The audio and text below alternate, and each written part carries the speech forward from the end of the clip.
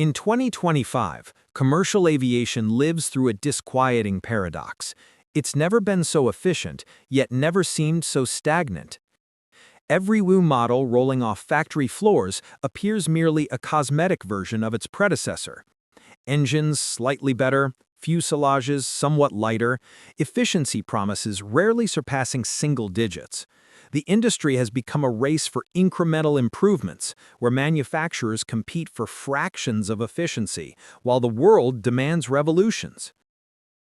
But something is about to change.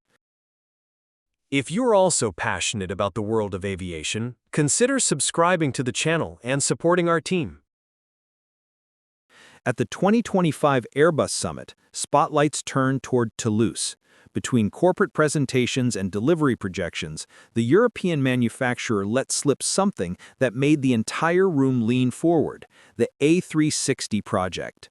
It wasn't just another airplane in the catalog, it was a mysterious concept promising to redefine what flying widebody means, incorporating radical technologies like open rotor engines with bypass ratios up to 70-1, folding wings, and morphing surfaces that change shape in flight.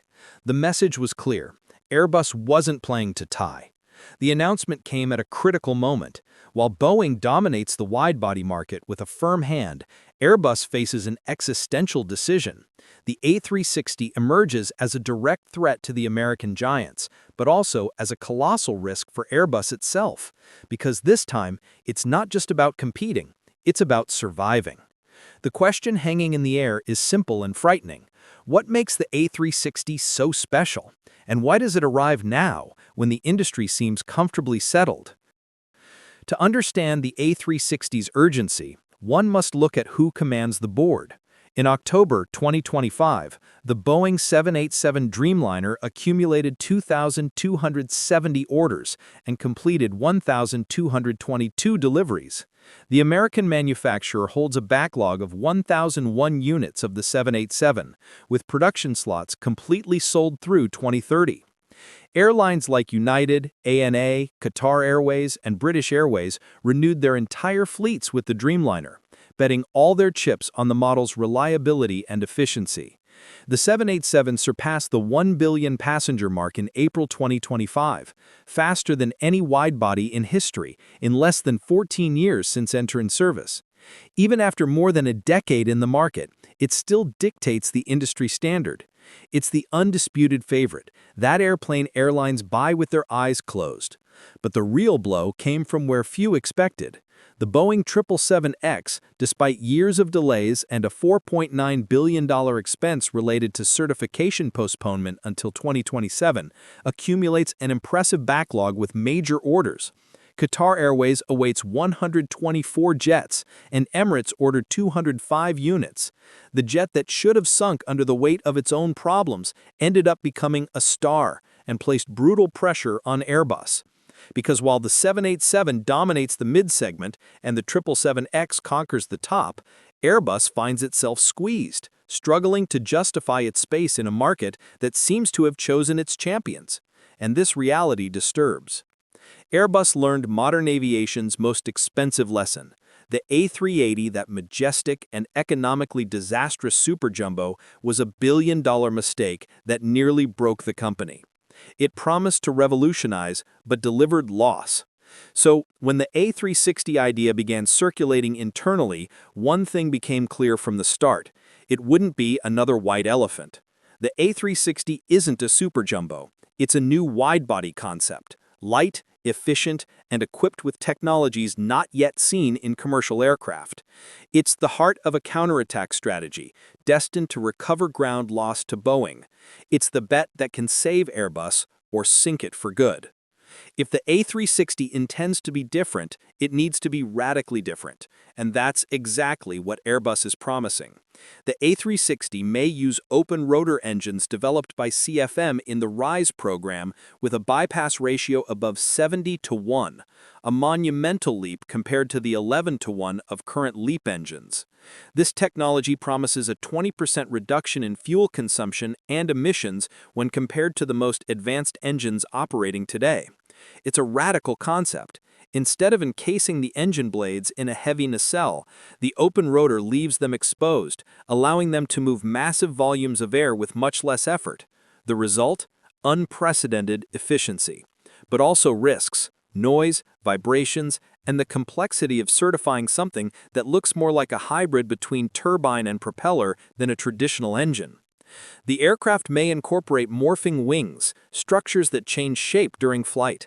On takeoff, the wings adjust to maximize lift. In cruise, they become thin and aerodynamic, cutting through air with surgical precision.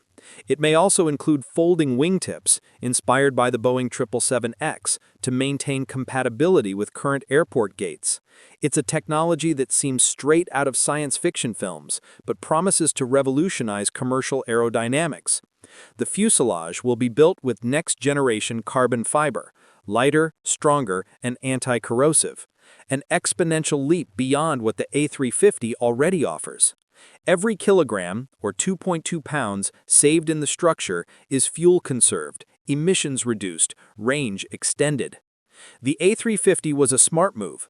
It filled the space between the 787 and the 777X, offering competitive efficiency and comfort. But it left a void at the top, that premium niche of high-traffic intercontinental routes where capacity and maximum range make all the difference. The A360 is seen as a platform designed to rival the Boeing 797 and potentially succeed the A330neo, capturing future demand for long-distance flights. It intends to occupy this elite territory, targeting routes connecting the largest global hubs, London to Sydney, New York to Singapore, Dubai to Los Angeles. More than a new model, the A360 is the strategic trump card to confront American dominance head-on. The first 787 units, delivered in 2011, accumulated over a decade of service. Around 2030, these aircraft will begin aging, opening a massive replacement cycle in the wide-body market. It will be the largest wave of fleet renewal since the introduction of modern jets. Airbus wants to be ready to capture this demand with the A360, offering a more efficient, more modern, and more sustainable replacement. It's a narrow window, but potentially lucrative enough to justify the monumental risk. Airbus can bet everything and win, or put its very future at risk. The manufacturer faces a decision that would make any executive lose sleep.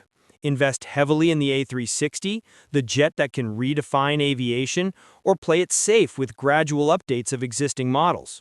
The problem is there aren't resources to do both, and history shows that a single failure, like the A380, can ruin an entire company. The A380 cost billions in development, generated operational losses for airlines that bet on it, and ended up terminated prematurely. Only 251 units were delivered before production was canceled in 2021.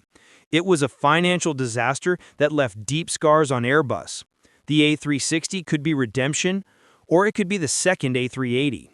Airbus and its suppliers are already at the limit with the A320neo and A350 programs, facing severe production backlogs.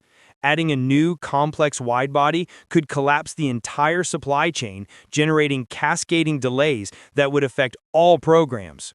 Analysts warn that airlines currently prioritize production stability and delivery reliability over disruptive technologies. In a market already suffering from chronic delays, introducing another risky program could alienate customers precisely when Airbus needs to rebuild confidence. Developing a new widebody like the A360 would require between $15 and $20 billion in research and development. Any technical delay or certification failure, like those plaguing the 777X, could transform the project into a financial black hole. And there's a frightening precedent. The 787 itself cost Boeing $32 billion and took over a decade to start generating profit. There's also the cannibalization risk. The A360 could steal sales from the A350 itself, repeating the mistake the A350 caused to the A330. If airlines opt for the A360 over the A350, Airbus will essentially be competing against itself and diluting its own profits. Until October 2025, Airbus has not announced, named, or officially launched a program called A360, and major aerospace news organizations treat the A360 label as industry speculation, not as confirmed fact. But what's undeniable is that Airbus stands at an inflection point. The A360 isn't just another airplane, it's the symbol of a struggle for global aviation leadership. If successful, it could mark Airbus's definitive turn over Boeing, proving that radical innovation still has a place in an industry dominated by financial conservatism. But if it fails, it could become the most expensive and dangerous bet in the company's history, a painful reminder that in aviation, dreaming big can cost too much. The question now isn't just whether the A360 will be built, but whether Airbus has enough courage to bet its future on a single move. Because in a market where Boeing dominates with authority, where every movement is watched by nervous investors and cautious airlines, daring can both be salvation and ruin. And it's exactly this type of risk that defines legends or creates the most spectacular failures.